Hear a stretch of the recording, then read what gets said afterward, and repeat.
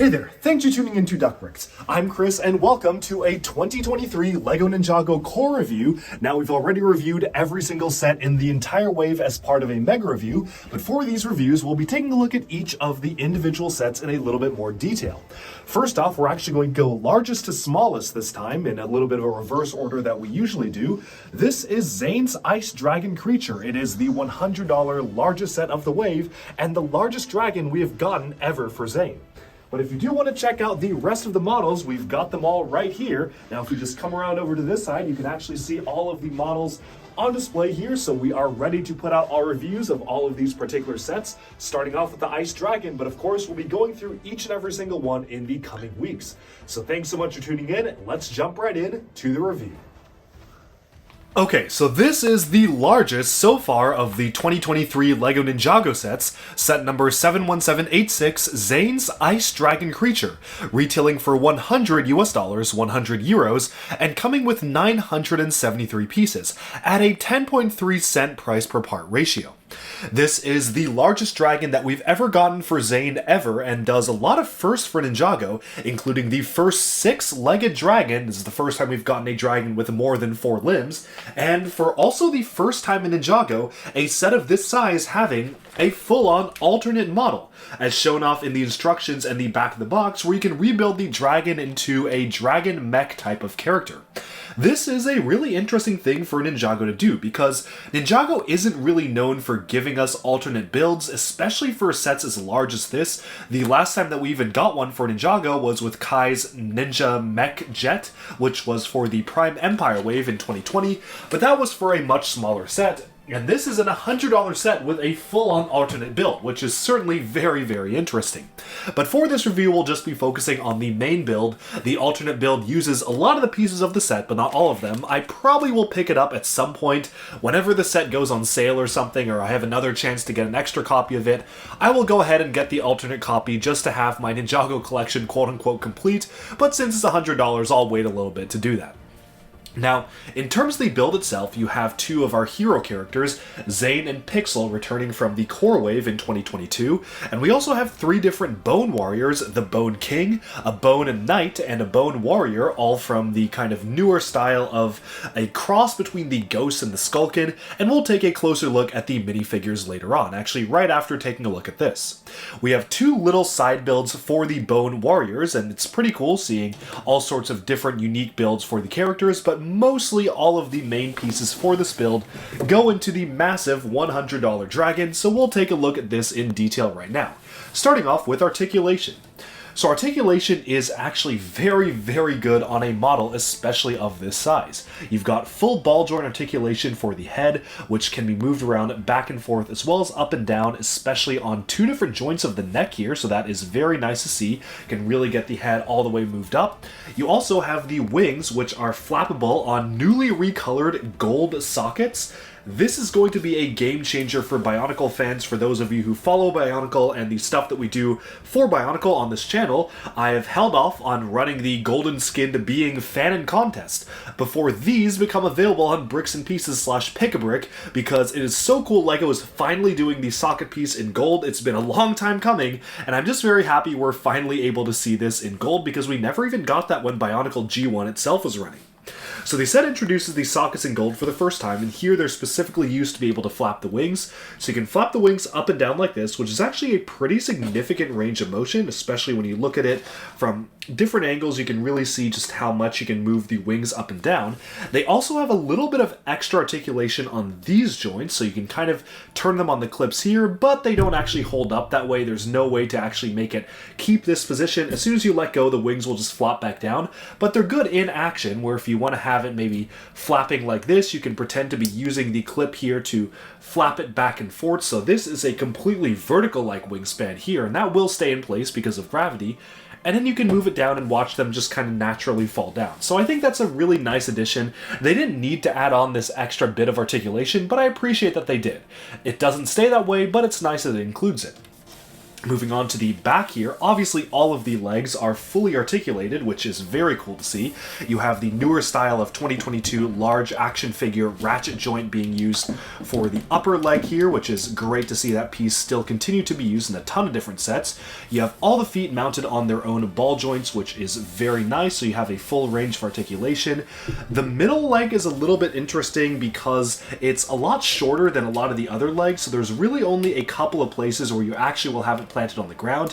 Obviously, you don't even need it for the creature to be able to stand up. Like, you can just have it lifted up and the creature will stand just fine, but it's nice to kind of have it on there just kind of for aesthetic reasons, and there are ways you can make it stand on the ground like this. And then you've got the back leg here, which can move back and forth like so, and this really defines the height of the model itself and really where you're going to be standing, so it's important to get it kind of lined up in a way that makes sense. Now, the tail can wag back and forth on ball joints, so good to see a good range of articulation there.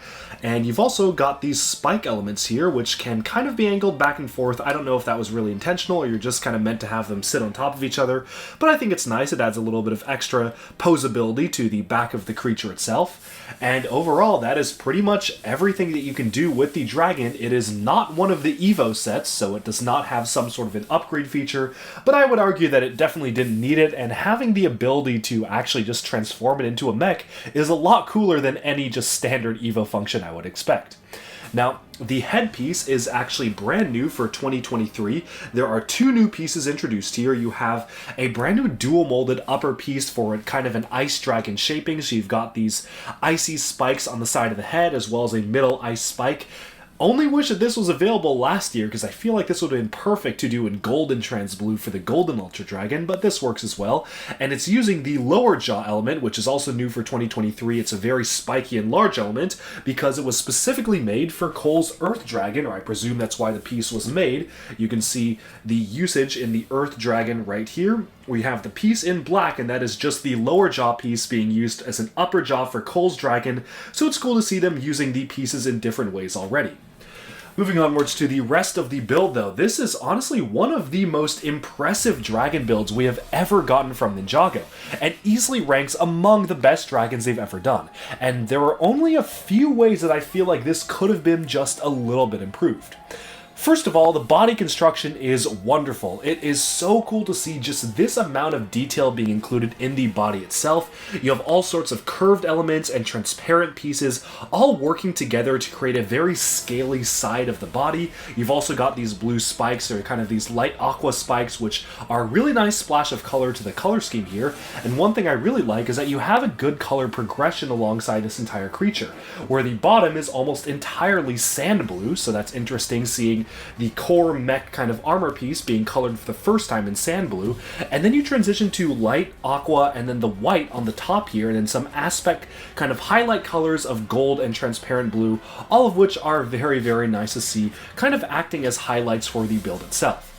Now, there are a couple things where I feel like this would have been basically the perfect dragon set if they were just done a little bit better. The first thing here is the head. Now, this is a large dragon set, and while I understand it for some of the smaller sets, I really do like it a lot better when LEGO uses these large molded special dragon pieces in conjunction with other LEGO system pieces to provide a more solid head. The Lloyd's Legendary Dragon set from January 2022 did this a lot better, where you actually had these specialized molded elements kind of continuing alongside a larger, more brick-built function, and you had this lower jaw feel a lot more substantial and open and close very nicely and seamlessly. You didn't have these Exoforce or Battle Droid robot arms being used to kind of just wiggle the jaw around and feel very flimsy. I think this definitely could have been improved by having an upgraded jaw build, especially around the head itself. That is the one big thing I think is missing, and I really would have honestly foregone the neck piece as well. Like, I would have just had the head just mounted here if it was just a little bit beefier and these pieces were used instead to just be able to beef up the neck a little bit more. That is just one thing, though, that thankfully can be fixed with existing pieces, so I'd love to see people's custom creations in terms of how they might be able to make this head just feel a little bit more solid than right now. It is very cool looking, but then you've just got the jaw, which is just attached by the Battle Droid arms, and that just feels very flimsy to me in terms of having a jaw for a dragon itself. The other thing that I definitely feel like I'm a little bit torn on are the inclusion of the new blade pieces for 2023 being recolored in transparent blue to make the wingtips here. Now, I typically am against it when LEGO does brick-built wings instead of fabric or cloth wings or even vinyl wings. I definitely am a big fan of when LEGO does these very large cloth-like elements or fabric elements. I just simply think they just look a lot better than anything they do with blades. These at least are large enough where they kind of feel like wings, but they also feel like maybe they could have used just a third segment in addition to just the two segments being used here for the two blades, the wings. It also does make it such that when you're actually flying the dragon, like so, the wings definitely do feel like they're missing just a little bit of a front section. They're very flat tapered across the front here.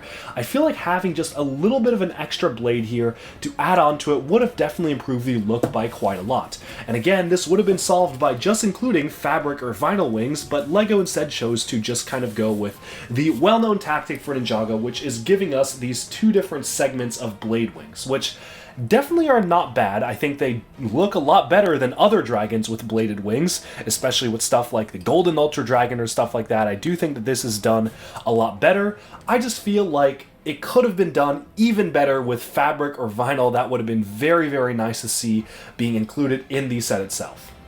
Overall, though, this is a really phenomenal dragon build. It's not my favorite Ninjago dragon. That honor goes to Lloyd's Legendary Dragon, but it honestly might be my second favorite. I recently did a top 10 video ranking all of the Ninjago dragons, and I'll say right now, that obviously came out before this set was released, but if this set was released at the time I made that video, this definitely would have been in the top 3, because this is easily one of the best dragons that Ninjago has ever done. I definitely feel like there are some things that are lacking, like the jaw, the head build, and the wings, but aside from that, everything else is pretty perfect, and the fact that it has an alternate build in terms of a mech is just so much cooler, and is absolutely icing on the cake. Sure, there are some surfaces maybe along the sides that feel like they could have been armored up a little bit more, like these could have been rounded off with curved elements, or there might be too many exposed studs on the side here. But for the most part, the build is phenomenal. I love the usages of new elements, like the new curved vehicle fender element for 2023 is put to expert use here. The color scheme is great. I love the introduction of Aqua into Zane's dragon color scheme, and overall, this is just another phenomenal dragon set from Ninjago. Moving on to the villain stuff, there's not much to see here, but it's still cool to get some villain representation. Obviously, since this is a core set, villains are not the focus for sure, but it's cool to get a little bit. You've got a little outpost with a spring-loaded missile launcher, which looks pretty nice as it is. It's kind of cool how they were able to use different building techniques to mount these particular block pieces at angles on the side, which is very interesting. The gate piece is actually done really well. I really do wish that we would get more villain sets for Ninjago, and again, I know that's not the focus of core, but I can't help but imagine what a full-on castle with this aesthetic would look like, because this is a really cool look and feel. Very excited to see exactly how this looks, and of course the minifigures for the villains are excellent as well.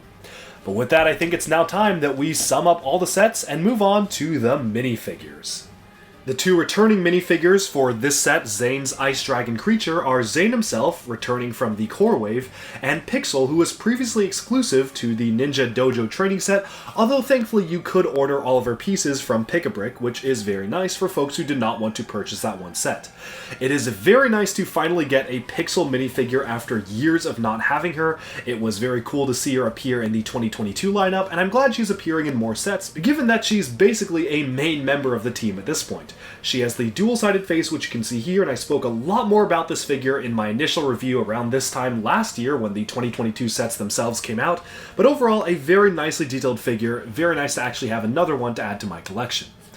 Moving on to the villains, though, they certainly are a lot more interesting. We'll focus on these two first. This is a Bone Warrior and a Bone King here. The Bone King is kind of the main villain for this particular wave.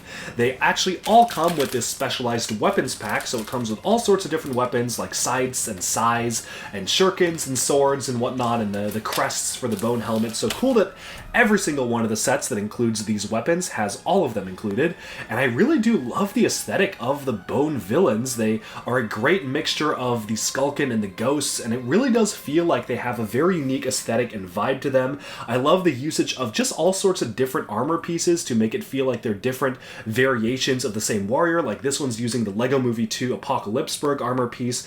On the side here, you've also got the Black Panther horns being used here, kind of like the Daredevil horns.